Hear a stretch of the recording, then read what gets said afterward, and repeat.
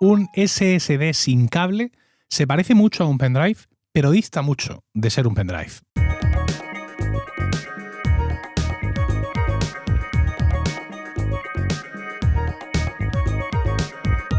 Buenos días, esto es Emilcar Daily, un podcast sobre tecnología en general, Apple en particular, productividad personal, cultura de Internet y francamente cualquier cosa que me interese.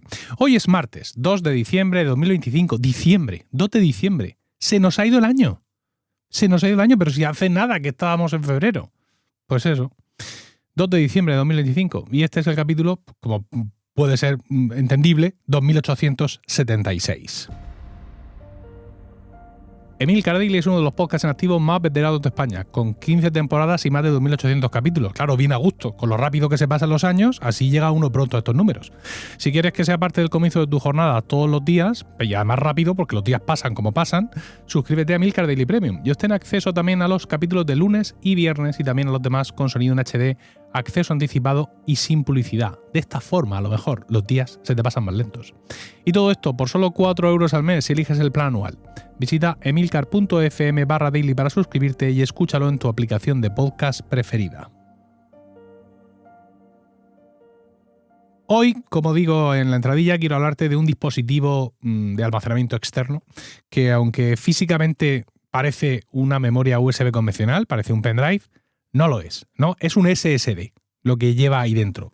Y puede parecer que es lo mismo, pero no es igual. O sea, yo de hecho he tenido que leer mucho para darme cuenta de qué estaba pasando y he hecho un research y he dicho, yo esto se lo tengo que contar a esta gente clarísimamente. El dispositivo es el Kingston SPSD, ¿vale? SPSD. Entonces se puede definir como eso, como un SSD portátil, hay muchos, pero este es ultra compacto porque lleva integrados dos conectores físicos, un USB-A y un USB-C.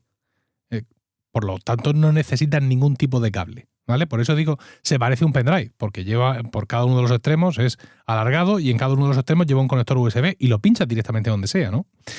Pero no es un pendrive. Cuidado con esto porque ofrece velocidades de hasta 1050 megas por segundo de lectura y 950 de escritura, lo cual son velocidades de SSD. Y viene en 3 capacidades, 512 gigas, 1 tera, 2 teras y pesa 13 gramos con cuerpo metálico y una garantía de 5 años. Como digo, al principio parece simplemente otro pendrive más de gran capacidad, que hay un montón en el mercado, pero no, es un SSD como Dios manda, ¿vale? Encapsulado en un formato muy, muy reducido. Entonces la diferencia con el pendrive, evidentemente, no está en la forma, porque la forma es muy similar, sino en toda la tecnología interna. Porque un pendrive utiliza una memoria flash muy básica, con un controlador muy simple y velocidades pues muy modestas que además suelen caer en picado al abismo a los pocos segundos de que comience la transferencia, ¿no? Sin embargo, este chisme, al ser un SSD, pues claro, tiene todo lo que tiene un SSD. Y puede mantener velocidades sostenidas, ¿no? Y aparte de eso, soporta flujos de escritura más prolongados sin degradación y está diseñado para un trabajo intensivo, no para el transporte de archivos, ¿vale? O sea, está diseñado para que desde aquí tú hagas cosas, no simplemente para que lo guardes y te lo lleves a otro sitio. Como digo, es un SSD y dentro de un SSD hay un controlador que un pendrive básico no tiene. Entonces, este controlador que llevan los discos es esencial para gestionar cómo se escriben, cómo se leen y cómo se preservan los datos dentro de esa memoria. En un pendrive esa gestión se hace de una forma mucho más rudimentaria. ¿Qué es lo que hacen estos controladores en los SSD? Pues una cosa que se llama wear leveling, ¿vale? La memoria flash, la memoria NAND flash tiene un número limitado de ciclos de escritura y borrado. Esto lo sabemos todos, ¿no? Entonces, si tú escribes continuamente las mismas celdas, esas celdas se degradan rápidamente, ¿no? Y con esta técnica de wear leveling lo que haces es repartir la escritura de forma uniforme por todos los bloques que estén disponibles y de esa forma consigues que la vida útil del SSD se prolongue. Luego tiene también un controlador con algoritmos para detectar y corregir errores de lectura y escritura y de esa forma evitar corrupción de datos y esos fallos que están por detrás que no te das cuenta hasta que es demasiado tarde. En un pendrive normal y corriente, esta capa de detección de errores no es tan importante o incluso a veces es inexistente. Todo esto por no hablar del sistema Trim, ¿vale? De esto escuchamos hablar mucho cuando los SSD aparecieron en nuestros equipos, ¿no? Que es lo que informa al sistema operativo de qué bloques del SSD ya no tienen datos válidos y que por tanto se pueden limpiar y preparar para volver a ser escritos cuando sea necesario. Esto es lo que permite que se mantengan las velocidades sostenidas con el paso del tiempo, ¿no? Luego también tiene estos controladores, lo que hacen también es agrupar y reorganizar pues, bloques sueltos, parcialmente usados, de tal forma que optimiza el espacio libre interno y de esta forma se reducen las latencias y evita las ralentizaciones durante las escrituras intensivas, ¿vale? ¿Qué más? Tenemos una caché que se usa para acelerar operaciones, ¿no? Que se usa como cola de alto rendimiento para determinadas escrituras. Por ejemplo, copiar un archivo de 50 gigas a un SSD se puede mantener en velocidades cercanas a los 900.000 megas por segundo casi todo el tiempo. Ya hemos dicho que este dispositivo del que hablamos, el Kingston SPSD, tiene una velocidad de escritura de 950 megas, con lo cual un archivo de 50 gigas mantendría esa velocidad constante. Pero en un pendrive, pasados unos segundos, por mucha velocidad que te puede dar el pendrive, cae la velocidad en picado precisamente por la falta de caché. Y luego también tenemos el mapeo de bloques, que es lo que traduce digamos, las direcciones lógicas del sistema operativo a localizaciones reales dentro del disco, y eso permite que el SSD funcione como un disco estándar, pese a que tenga una estructura interna muy distinta con respecto a los discos duros de toda la vida. Frente a los discos SSD externos convencionales, la diferencia del Kingston SPSD pues no es mucha, ¿no? Evidentemente no es más rápido porque no lleva cable, ¿no? Podríamos pensar, los que no tenemos ni idea de estas cosas, que como lo pincho directamente va a ser más rápido. No, la velocidad es la que es, pero claro, la experiencia de uso es muy distinta, ¿vale? Es decir, el hecho de que no tengas un cable, pues elimina la dependencia, evidentemente, de ese accesorio y te permite su uso de una forma más limpia y portátil en muchas escenas, ¿no? Es decir, es un SSD pensado para una movilidad extrema que te ofrece la misma potencia que muchos SSD externos convencionales, pero con una fisionomía claramente distinta. Por ejemplo, en un portátil lo puedes usar para editar vídeo en 4K directamente desde la unidad externa, que se conecta así, pegada al portátil, sin que haya un cable colgando para arriba y para abajo que pueda dar lugar a que en determinadas circunstancias pues se desenchufe o lo que sea, y bueno, y es un punto débil más en toda la estructura. Pero es que piensa en un iPhone con USB-C, es decir, para grabar vídeo ProRes 4K, no sé cuántos fotogramas por segundo, Apple te exige que tengas conectado un disco, ¿vale? Un disco, además un disco rápido, porque la tasa de datos es demasiado elevada para la memoria interna y para la capacidad interna que pueda tener un iPhone. Entonces, con este chisme, claro, tú lo conectas directamente por USB-C al iPhone y puedes grabar ese vídeo profesional sin cables y sin movidas y sin tener que montarte un chiringuito. Para el iPhone hay muchos rigs, gimbals y movidas diversas, ¿vale? Para montar el disco y para montar ahí el iPhone con el disco y con una batería, si me apuras, y unos objetivos y un no sé cuánto. Entonces, claro, cuando eres super pro, todos estos chismes tú ya los tienes.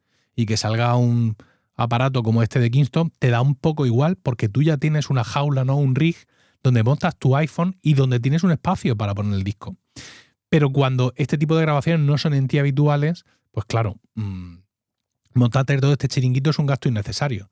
Mientras que tienes este disco que se conecta ahí y con el iPhone en vertical estás grabando cualquier cosa o en horizontal o como tú quieras, con la resolución que quieres, con la calidad que quieres, porque ya tienes ese almacenamiento ahí pegado, sin necesidad de tener algo colgando, de tener que llevarlo en una mano o cualquier movida, ¿no? Entonces, básicamente, un pendrive sirve para transportar archivos, básicamente, aunque todos alguna vez hemos trabajado en un pendrive, no debemos hacerlo, y un SSD sirve para trabajar, ¿vale?